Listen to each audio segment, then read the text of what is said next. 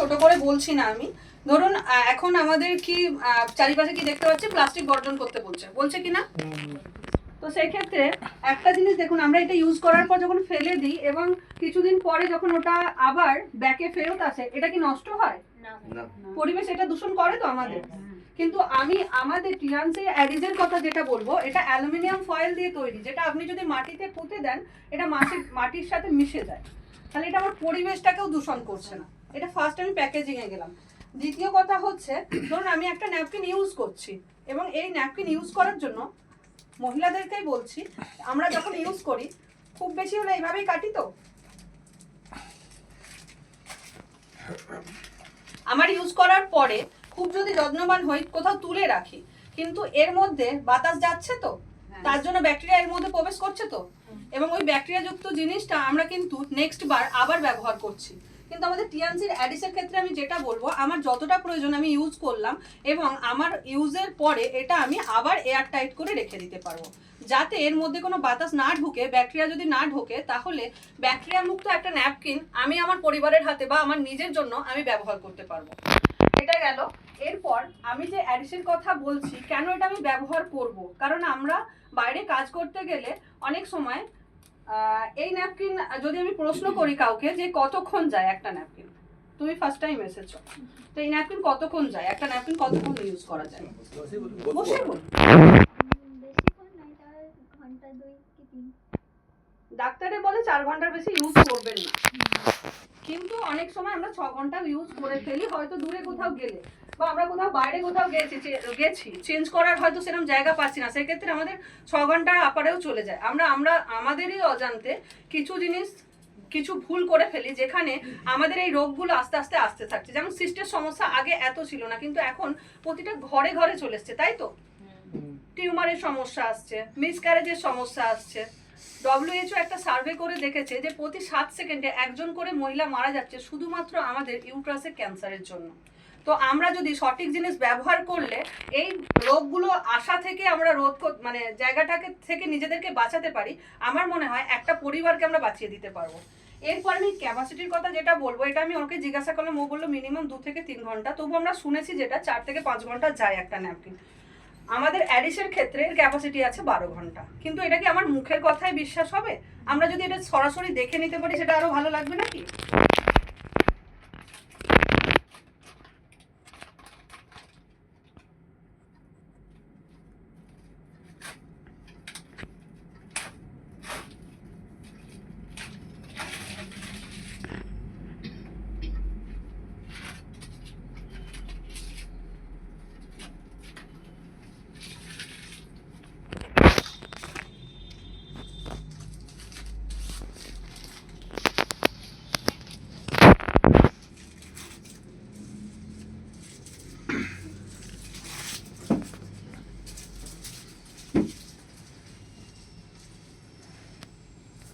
একটু আমি জাস্ট হাত দিয়ে দেখতে বলবো দুটো জিনিস কি আছে, দু হাতে একটু দেখুন।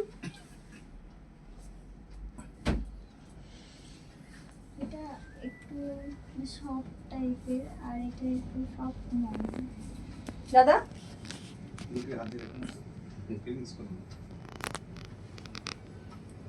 কটনের ডিফারেন্স আছে, কটনের ডিফারেন্স আছে। আমি ফার্স্ট এটা বলেছি যে 12 ঘন্টা আমাদের চলে, আর এটা সেখানে 3 থেকে 4 ঘন্টা আমাদের চলতে পারে, তো সেটাই দেখাই।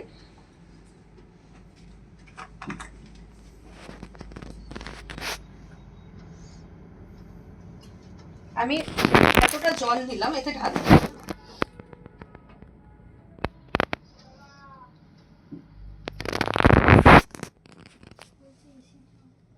সেম জল কিন্তু এটাতেও নিয়েছি। উপরে তুলে দাও ওটা, ওই হাওয়াটা। ওইটা আমি শিখিনি।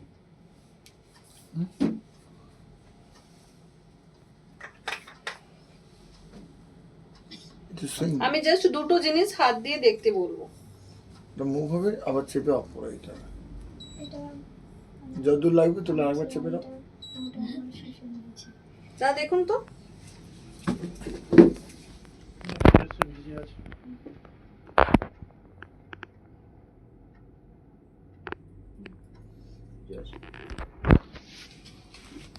আমি যদি সেম আবার জল দিয়ে এতে কি হয় দেখা যাক। হ্যাঁ,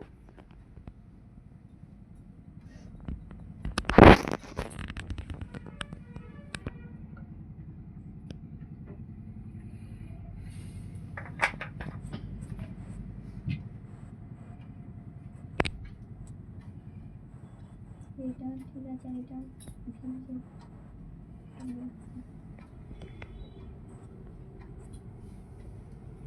তাহলে এরকম যদি একটা ন্যাপকিন আমরা নিয়ে বাইরে যাই তো আমি টেনশনে ভুগবো কি না ভুগবো? আমার কি মনে হবে যেটা চেঞ্জ করার প্রয়োজন আছে? আমি যদি পরীক্ষা দিতে গেছি, যদি আমি স্টুডেন্টদের কথাই বলি, পরীক্ষায় কনসার্ট মনোযোগ কি সে দিতে পারবে? তার তো মনোযোগ অন্যদিকে চলে যাবে, তাই তো? আমাদের ন্যাপকিন কেন এটা শুষে নিচ্ছে, আর কেনই বা এটার মধ্যে জল ধারণ ক্ষমতা এত বেশি?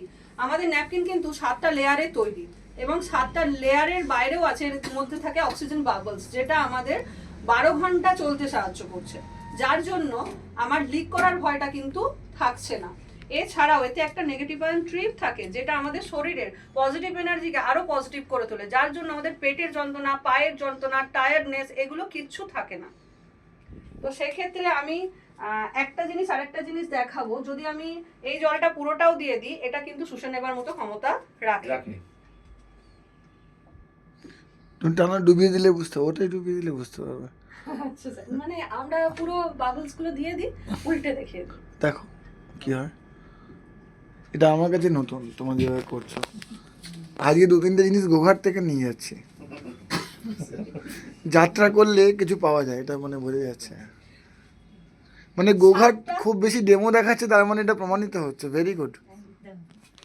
এটা যে 7টা লেয়ারে তৈরি, আমি প্রত্যেকটা লেয়ার কিন্তু একটা একটা করে দেখিয়ে দিচ্ছি। দেখুন, এটা ফার্স্ট আমি কেটে নিয়েছি 1 নম্বর।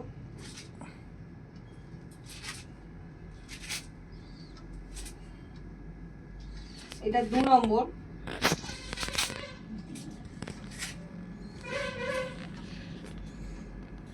এটা 3 নম্বর।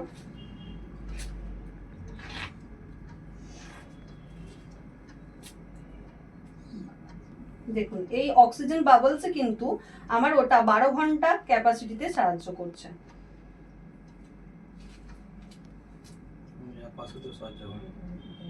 হ্যাঁ, এয়ার পাস হতে সাহায্য করে, যার জন্য আমাদের ইরিটেশন যে প্রবলেম হয়, সেই ক্ষেত্রে ওই প্রবলেম কিন্তু আমাদের আসে না, ইনফেকশনের ভয় কম থাকে।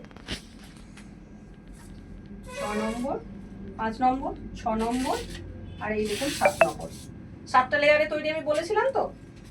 কিন্তু এটার মধ্যে কি দেয়া থাকে যার জন্য জল ধারণ ক্ষমতা আমাদের থাকে না এটার মধ্যে?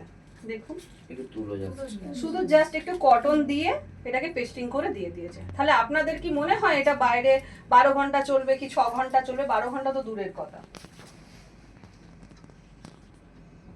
এবং আপনারা যে ব্রেসলেটের ডেমো দেখলেন, ওই সেম জিনিস কিন্তু আমাদের এই চিপটা আছে, চিপটার মধ্যেও আছে। আমাদের রেডিয়েশনটা কাটিয়ে দিয়ে আমাদের যে শরীরের ক্ষমতাটা, যেটা আমরা যে ওই যে টায়ার্ড ফিল করি, আমাদের যে পেটের যন্ত্রণা হয়, এই নেগেটিভ আয়ন ট্রিপের জন্য আমরা এই জিনিসটাকে বাঁচিয়ে নিতে পারবো, যেখানে আমাদের সারাদিন আমরা এনার্জির সাথে কাজ করতে পারবো, এবং আমাদের যে সমস্যাগুলো আসছে সেই সমস্যাগুলোকে আমরা দূর করতে পারবো। আমি বলেছিলাম এটা টেনে নেবে, যদিও বেশিক্ষণ হয়নি, তবু আমি দেখিয়ে দিচ্ছি জিনিসটা।